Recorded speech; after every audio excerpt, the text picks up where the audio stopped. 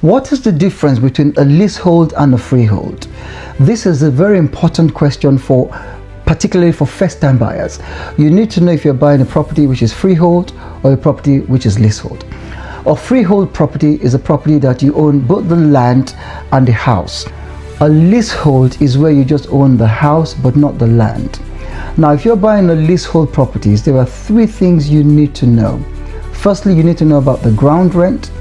Secondly, you need to know about service charge. And thirdly, you need to know about the terms of the lease. In other words, how long is the lease? If a lease is less than 80 years, no bank would give you a mortgage. Your lease must be more than 80 years for you to get a mortgage. So you need to know about that.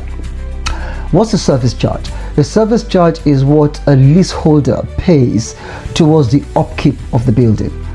So every leaseholders would have to make that contribution.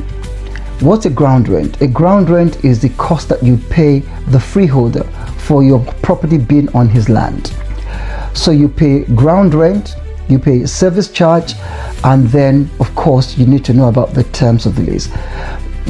It's normally leasehold are normally cheaper than freehold.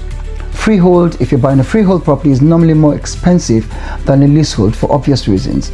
Freehold, you own the property in perpetuities forever. With leasehold, you own it for a term of years, 80 years, 90 years, 100 years, and that's why it's a bit more cheaper. So I hope you now know the difference between both. I'm Godwin Okri. Follow me for more.